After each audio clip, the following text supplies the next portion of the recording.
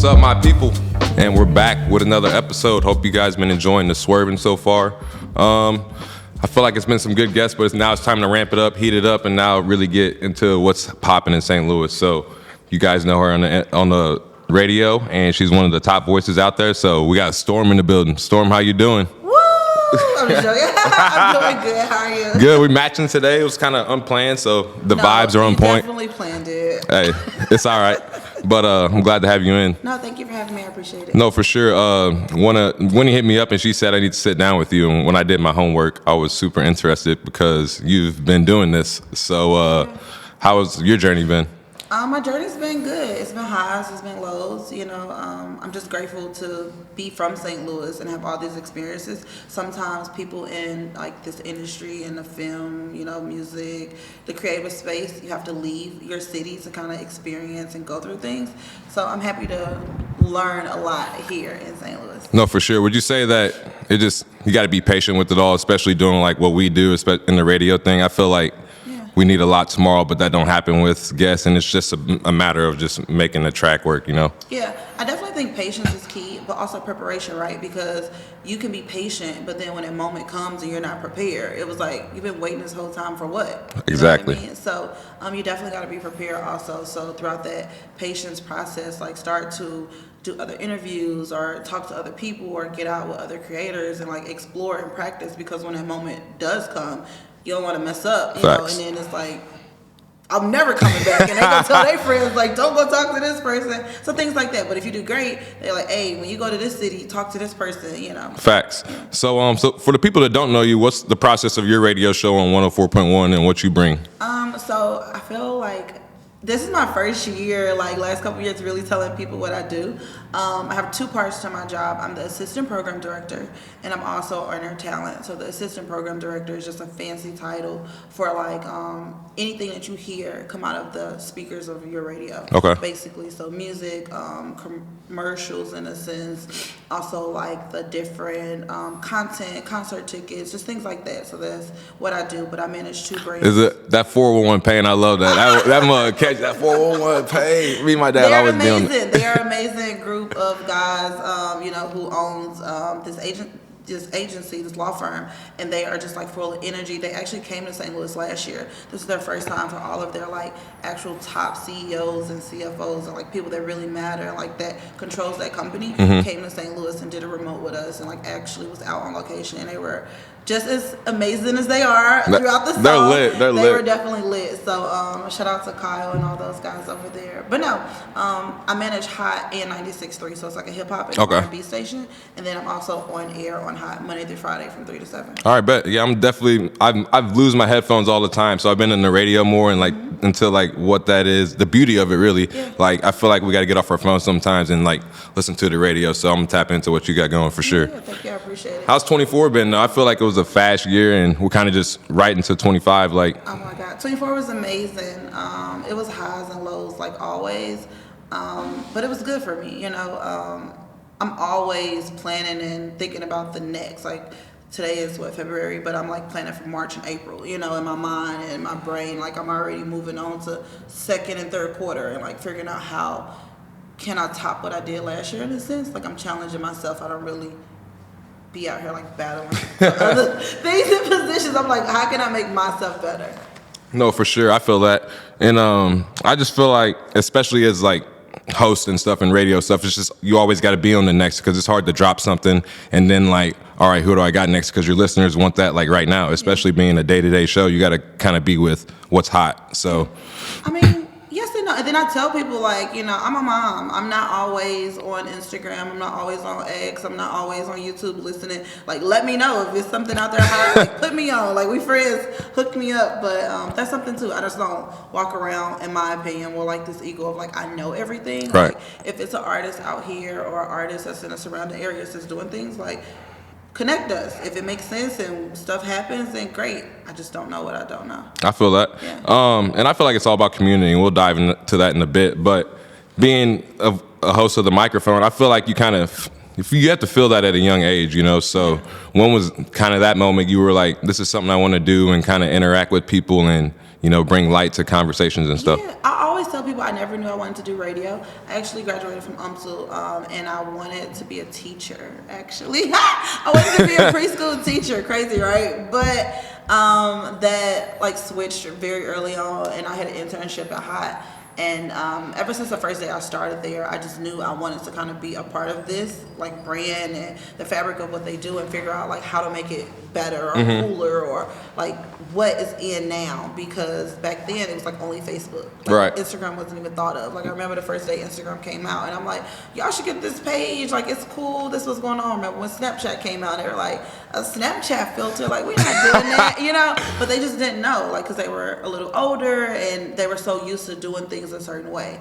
So I am happy to be a part of like the change that happened with Hot a little bit. Even like now, like our logo changed. People don't really even notice that a little bit, but like I was a part of that process. So like, not saying I'm leaving today or tomorrow, but when I do leave, I know I was a part of this growth of that station to go from what it looked like back in the 90s to what it looks like now in the 2000s, and then hopefully it lasts for another 10, 20 years and somebody else can change it again. Is that do you get that motivation from just being in the mix and hearing kind of what people are engaged to, or kind of just your creative mind? A little bit of both, but more so my creative mind, right? Because being from St. Louis, we only know what we know. Right. But then you go to like Chicago, you might go to Memphis, you might go to Springfield, you might go to Branson, the Ozarks, like you just you've been around. You know what I mean? You just stay in your little area. But like when you start going to places in LA, and you start going to places in New York, and you start going to places in other cities, and you start seeing other creators do things, it sparks you to do stuff a little bit different. We got the power of the internet, but you only see the people in your rim, right? Heard. But then when you start like tapping into people in a bigger circle, you're like, oh, they doing this? Like, okay, well, what can I do to push myself a little bit further? So that's what I try to do. I try to challenge myself. I feel that. Yeah. So part of the Swervinn podcast, I let my guests ask me a couple questions, but you're a host, so you get to ask one of the first ones now. Okay. But what do you got? So how did you come up with the name Swervo? Like, how did you come up? Swervo? Yeah. So it was I was just making Twitter one day and kind of just chatting, and wanted a name that stuck, but I was like, 13-year-old me, I kind of like, I didn't want to like just be switching all the time and stuff. So I was actually sitting there listening to Kanye, and Big Sean was real big at the time. And that's when they made Mercy, like Lamborghini Mercy, and it came on, and Big Sean was going. I kept hearing Swerve, so I was like, that'll stick. So did it my Twitter name one day, and just walking around school, was like, what's up, Swerve? I was like, oh, that's gonna stick. So, but I never like, it's just always been one of them names. Like I didn't have to like, I was never like, hey, call me Swerve, but like, people just call me Swerve. So they see it on the internet and stuff. It kind of just stuck. So just ran with it. It's just me. That's cool. Yeah. I like that. Where's Storm come from? We just made it up one day. Me and my family literally made it up. I got like a bunch of women in my family. We're super close. And my cousin was having a baby, and she was looking at like names and books, and I had just started at the station. I needed to come up with like a name in my mind, like celebrities that were all famous per se, or like really, really big celebrities always have a first and last name. Right. You know what I mean? Kind of always heard that theory. And I was like, I need a first and a second name. Like we had to figure it out. And my cousins kept coming up with like Hurricane and Thunder and like, I don't know, something crazy. And I was like, I can't even call Hurricane. That sounds crazy. And then my mom was like, well, all those different things are a storm. And I'm like, okay, there I it like is. Storm. And I always wanted to dye my hair blonde, like when I was a kid, when I was in high school, and I always wanted to color my hair and do stuff. And I was like, okay, can I dye my hair blonde? I was like, I can be called Storm if I got blonde hair. She's gonna be fired. She's like, I guess. And then Princess, we needed a second part to it. And then like we were trying to put stuff at the end of Storm. It sounds horrible when I say this, but I swear don't cancel me, swear don't get mad at me. I grew up with my stepdad and my father, so like I always felt like a little princess. I had my grandfather and my grandfather on my mom's husband. So like I always had these men in my life that kind of were like catering to me a little bit. What's wrong with that though? But it sounds crazy because when I say that, some people didn't grow up with one. Yeah, I feel that. So it's just like now for me to have like 4 of these. And some people grow up with none. That's what I'm saying. Yeah. So like I had my dad, my stepdad, I had my dad's father and my mom's mom's, person. And it was just so many men in my life that were like there for me. I was like a little princess in my mind, like a baby, like, they just kind of did stuff. So it was like Princess Storm. Was your I'm gonna go off that a little bit. Was your fathers kind of like jealous of each other because like No. of the okay cool because Never. I feel like I have the battles of the moms like well not even like my stepmom don't play that but my mom's like she just isn't an acceptance of what they got going on sometimes. So no, my stepdad is a great person. He's been in my life since I was 2. My dad is awesome. Me and my dad have a great relationship. Like my friends would call me and me and my dad out to eat, hanging out. Like he's at my house on Friday night. We spend New Year's together. Like we have like a really cool bond. And I always knew that wasn't my father. Right. So it was never like, oh, well, this is your dad and this is what you call him. Like, no, he's my stepfather. But he took care of me. You know what I mean? Like he took me to school every day. He was there at different events. So I always had like a level of respect for him. And I think my father like knew that, so he was like, well, this man doing this stuff for you, cool. Like I'm also gonna do this stuff. I feel like co-parenting and step-parenting is huge into like the role we play and like how we treat people, Until it's you. Exactly. Yeah. I don't have kids, so I don't know that. Until it's you. That's when it's like a switch. Like I feel that. I always was afraid to have a child because I was like, well, what if me and a person don't be together and then like they go with like a step parent and they're nice to them or they like hate them, like I don't know, or like vice versa. If I become a stepmom, like how would that work with the kids not like me? Things in that nature. So like I say, I feel like it's different until you become that person. Are you a mom? I am a mom. Of 1, 2? Technically 2. No, I have a dog. Oh, that counts. Yeah, so I got 2. I have a dog and my son. My son's name is Ace Darryl. He's 5, and and I have a little dog, Rocco. I am full. Well, Don't get a dog. That's what I'm gonna tell people. Well, that's what's up. I like how the story of Storm came together. It seems like a lot of family collective things have led to your road now. What's some hostess radio voices that kind of like brand the style that you bring to the mic? Honestly, I just have to say like a lot of the DJs also like assisted me. Like people always say like radio host per se, but a lot of the DJs I felt it helped me and molded me. Like DJ Cristal was there, like early on helping me in my career. Also A Plus is not from here. Plus is from Virginia, I believe.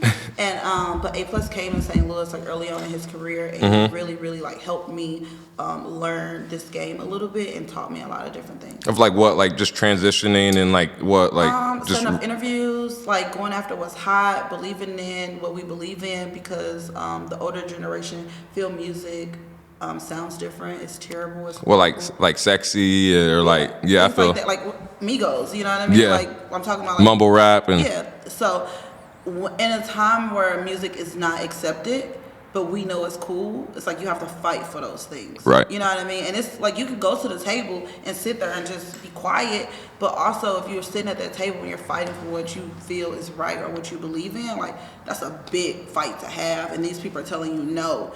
It might flop, but it might work. You know what I mean? Like I remember the day I told my VP of programming like I wanted to play sexy, and he looked at me like, no. Like, what's wrong with you? But it's gonna jump.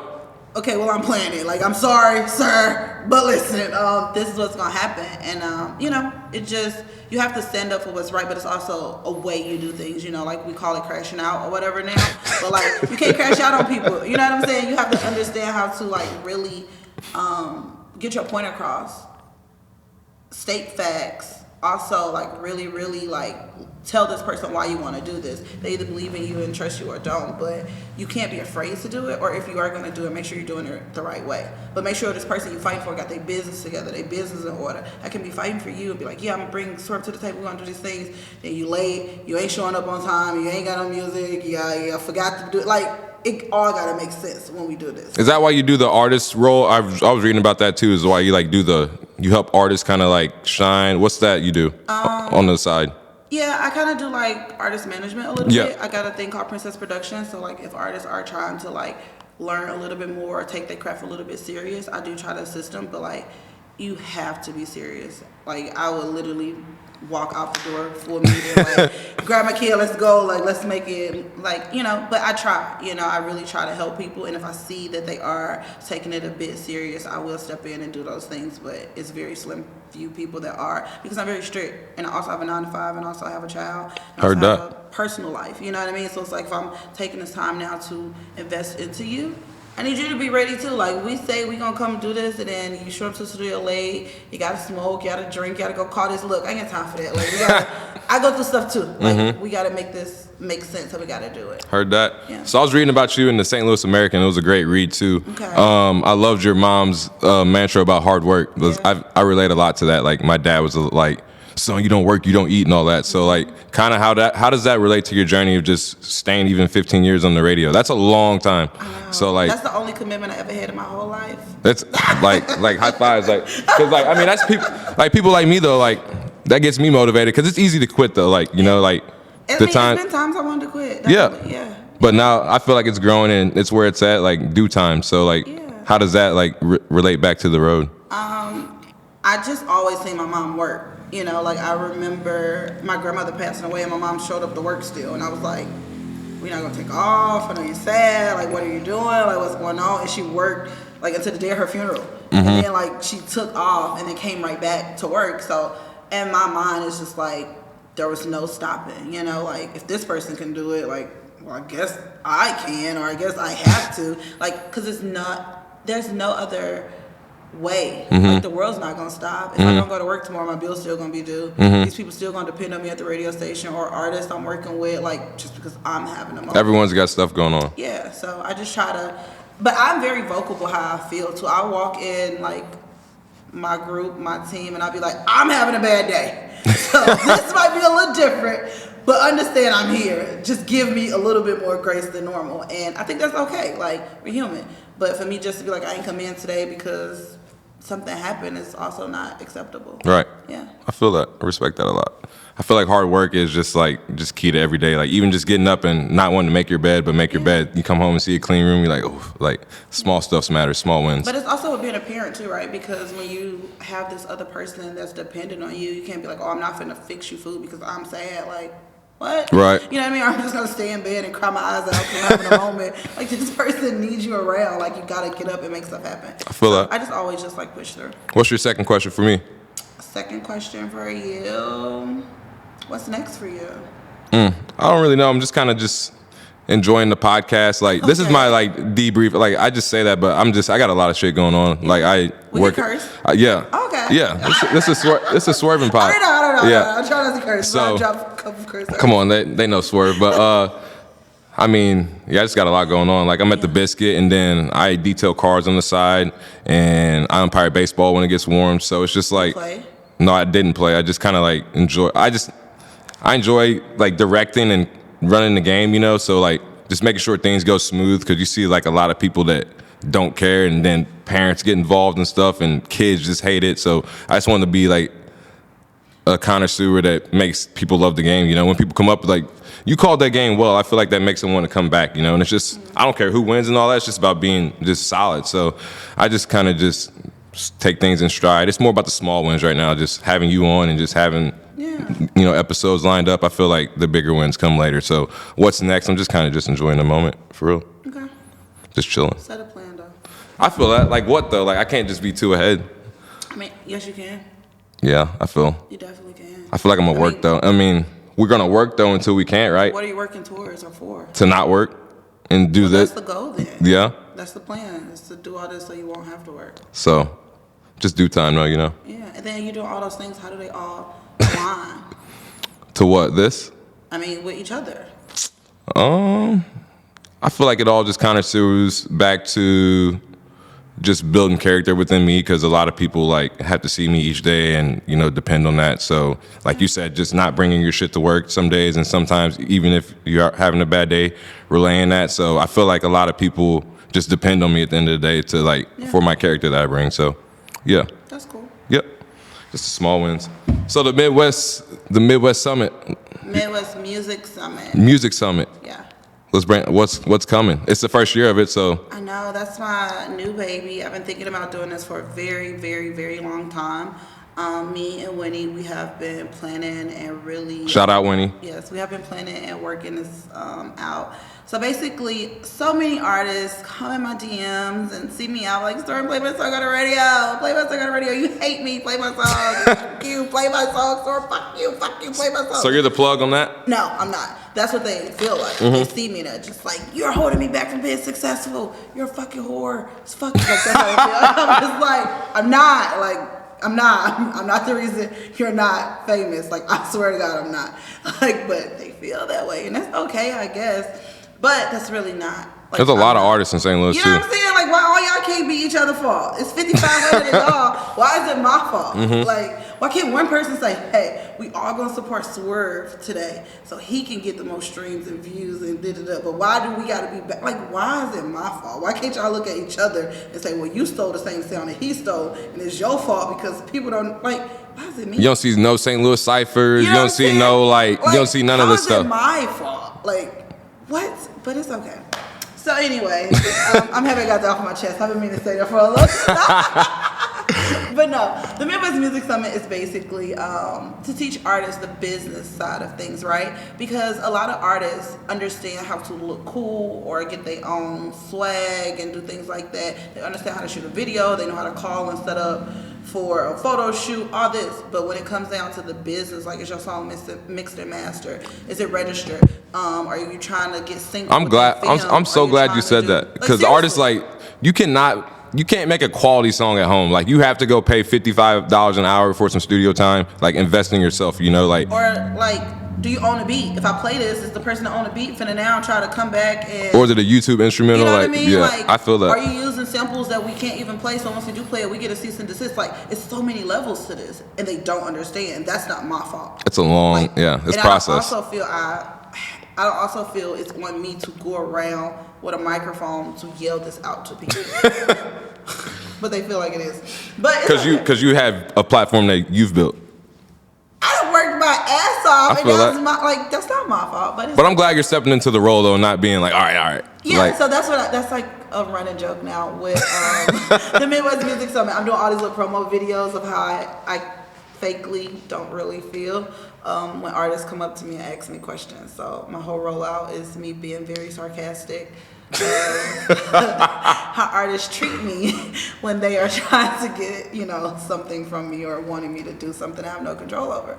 But yeah, that's the Midwest Music Summit. Basically, it's teaching them the business side of things. So I do have friends in the industry that I have made relationships over the years, and they have said, like, Storm, we'll come to St. Louis and support you to teach artists from St. Louis, a little bit more about having their business together. This is not a showcase where people are going to be performing and rapping and getting up on stage. This is literally like for those people who are trying to understand the business. We got artists in St. Louis who got Grammys. You know what I'm saying? We got artists in St. Louis who literally are a part of writing groups and, things like that. And they get those type of accolades and those type of credentials, and we don't talk about those artists. Why? We just had an artist who won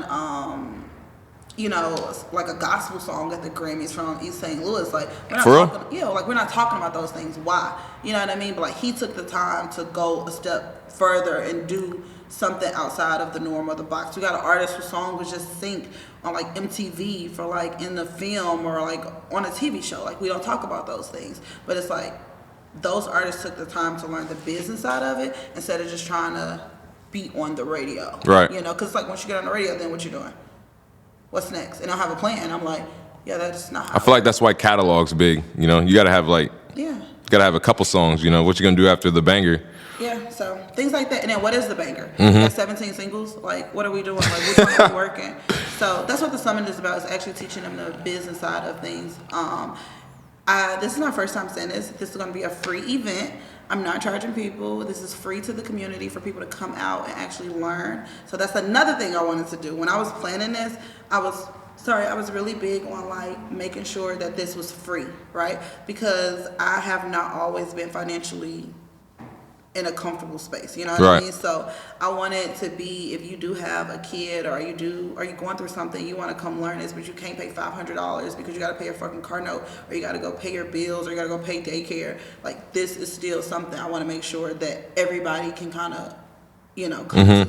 So I was real big on like making sure my team probably hates me because my like expectation list be like so long. I'd be like, it gotta be free, it gotta be places where kids and adults can be. I don't want it to be liquor. I also want to make sure it look fly. The budget is only this amount. Like, it's a lot of things that I want out of this event. And I'm happy that my team and the people that work with me listened to me and we actually made it happen. So that's a lot of stuff. I wanted to make sure it was for all ages because I remember being like a kid. Like I said, you started when you was 13. Your mom not finna take you to no damn bar. You know what I mean? Maybe a stepmom, I don't know. That's what it sound like. Like, she might have took you or something, but like, I want to make it be somewhere that like people can take their kids and feel comfortable, not in a setting where a kid shouldn't be. Because I got a son and I know how that feels or looks. And I also want to make it affordable, so that's why it's free. And yeah, my friends really were like, damn, Storm, you doing this? Like, that's hella. It's like, okay, we'll come support you. So I got like different A&Rs and record reps coming in from like Interscope, 300, Warner, RCA, Def Jam. They'll all be coming to St. Louis on March 15th. That's what's up. And they'll be telling people about the business side of things and what they look into. And it's gonna be two different panels. One panel is the artist panel, and one panel is like the business side of the panel. So I got a couple artists who will be sitting on panels also talking about their journey and what they've been through. It's a couple days, right? It's one day. One day? Only March 15th. Only one day. It's like a whole day of something going on. Okay. Yeah, and I wanted to make it around 314 Day weekend, or 314 Day, because I feel we all celebrate 314 Day. We be all like turned up. We be outside. St. Louis stuff. Everybody's like performing. Our creators coming together. But then it's over with. And I'm like, we didn't learn nothing. How we gonna make next year better? Like, how do we grow as community? Like, cool. Nothing. Okay, next day we all just hungover. All right, cool, no problem. Like, that's what we did. We just ate rice and emos all day, and now we back to doing the same thing. So I wanted to kind of put like an education piece to this a little bit for 314 Day. So this will be like an annual event for me, and it'll always be around 314 Day weekend. That's what's up. I mess with that a lot because like you got to do a lot. I talked about this in many podcasts. Like, you got to do a lot for free for bigger blessings, and it's not even about doing it for free. It's just like what you want sometimes, So I could have charged. Yeah, for sure, 100%. Yeah. Great, but it's also like that's not what it's for exactly. You know what I mean? Because it's like y'all scream at me for all these things you want, but then if I would have put a price on it, everybody would be like, oh my gosh, she's only doing this for da-da-da. I never can make anybody happy. And that's how some people are already looking at events, like, oh, they're just going for this and that. So I'm glad you're doing that. Yeah, that's what's up. Thank you. It's going to be an annual thing? Yes. That's what's up. Every year around 314 Day. It'll get bigger and bigger. That's big for the city for sure. Yeah, we might have like a showcase piece in 2-3 years, but like right now, I just want to focus on the business side of it. Because everybody think they can perform, everybody think they hot, but then it's like, can you sit down and listen? Right. You know what I'm saying? Like, if somebody tell you your shit whack as fuck and your beat fucked up and this is wrong, would you go and like really change those things, or are you just gonna be like, well, they'll know what they're talking about? And will you be coachable? That part, you know what I'm saying? So, and can you take constructive criticism? For sure. We'll see. That's what's up. Yeah. St. Louis, was March 15th? Yes. March 15th, tune in. So now we're about to go back into the Swervinn Q&A where I ask each guest some questions just kind of based on what you got going on and your character. Hey. So are you ready? No. All right, bet. It'll be fun. Okay. So first off, what's some advice you'd give to some young STL creatives besides like the music, kind of like more what we got going on? Because you get a lot of people that are like, I want to do a podcast. And so what would your advice be? And it's just not for young people, right? This can be for anybody, anybody that wants to do anything. You have an idea, go for it. Start today, like now. You know what I mean? If you're researching, register that name, get your paperwork together, take $5 or $30 to sign up and buy it, you know what I mean? Like, get your LLC, whatever you gotta do, like really go for it and like start, because you're gonna mess up, you're gonna have highs and lows. So don't wait until you feel it's right, or like, oh, I gotta wait until the timing's right. It's never gonna be that. Just really do it. Get a plan together, get a journal, and like just start. Go for it. If you want to start making t-shirts, start tie-dyeing yours first, you know what I mean, and like really going for it. So yeah, that's my advice. Don't wait. Do you have a favorite personal interviewing experience? A favorite? Or it could be, your favorite. Yeah, I got two, technically, kinda. One of my favorite would be my Lil Baby interview I did a long time ago. The reason I say that's one of my favorites is because I actually hustled for that interview. Like, it wasn't just like, oh, I called somebody, they say yes, we set it up. No, I called like 5 people. That person that was supposed to answer the phone when I got there, I didn't answer, so I had to call the other person back. They had to add this person in a 3-way. I had to walk around the building to meet the person. He wasn't there when I got there. Eventually he came. He was like, yo, he about to perform. When you hear this song, go to the dressing room, stand at the door. The security guard ain't gonna let you in, but we'll be back there after the 2 songs. It was like some stuff. And I'm just like, oh my God. But it ended up happening. We ended up doing the interview. Lil Baby was super dope and cool and cordial, and like everything happened and worked out. I don't know if it's like probably one of my biggest interviews on YouTube, maybe. I don't know. But that was a dope interview. And then, you want to know my second? Yeah. My second, I struggle a little bit. I want to say sexy, but then I also want to say... You was nervous? With what? The sexy interview? No. Oh. Well, keep going. No. Well, so sexy interview, I want to say the very first one, right? Mm-hmm. Because I got 3, I guess, technically. But my sexy interview, because I always give artists a chance, right? Newer artists. I would bring newer artists to the station at the time and do interviews with them. Artists who didn't have their business together, or artists who was just kind of hot in the city, and she was someone that I thought was dope early on. And when she came to the interview, I think she had like a couple songs maybe. You know, it wasn't a bunch of songs, but she was already going viral on other things. And it was just her and her mom. And she put up, we did the interview. It was great, you know, just good vibes. But I knew early on like this was kind of like a superstar, you know what I mean? And I went to bat for like the reason I wanted to do this interview. And I mean, look now today. Right. Yeah. And then Megan Thee Stallion was my 3rd one. Oh, you did that? Yeah. How was that? Was it fun? No, not really. The reason I wouldn't say I'm fun, after so long, this stuff don't be fun. But no, it wasn't bad. It was during COVID, so we were on Zoom. Oh, yeah. Technical difficulties, glitching, delay, ask a question, you gotta wait, smile, they respond. It's like, you know, kind of weird when you're on like a Zoom or whatever. But the reason I think that was another one of my favorites is because we only had to ask like 3 or 4 questions, so we had to make sure these questions was like the questions. I've done that. You get like 15 minutes. Yeah, you it's gotta weird. Make sure the questions are fire. And one of my questions was like about the song she had just dropped, Body or whatever. But just to take everybody back a little bit, it's also other radio people on the call. So I might have a question that somebody already asked. Right. Before me, because mind you, I'm in St. Louis. I'm in market 20 something, so like I ain't number 1 going first. So this person might have took my question already. I'm like, damn, okay, what you got next? So you really gotta make sure your stuff is together. And at the time she dropped the song Body or whatever. I'm not sure if you know it, but it's like body yaddy yaddy yaddy. Oh yeah.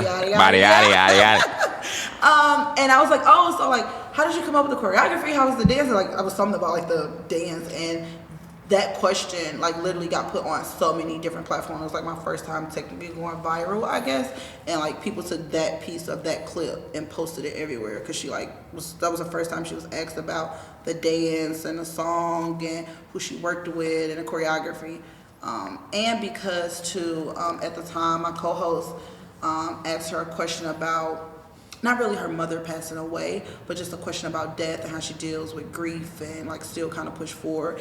And her manager and PR team was like, nope, shut you guys down, not asking that, nope, over with. And she was like, chill, I can answer this, like give me a second. But that was dope because like she stood up, was like, just relax, I can answer these people damn question, did it, and we moved on. That's why I like podcasting too, and like when I ask people to come on mine, I feel like that's why I'm glad to be able to host them with the questions before, so they're not like, what am I walking into and stuff. They can kind of like review and be like, it feels welcoming, you know. So I feel like that's a big part, and it's cool when you can make enter like the person you're interviewing feel the question, you know, and like want to answer it, because I feel like a lot of people don't want to be answering questions most of the time.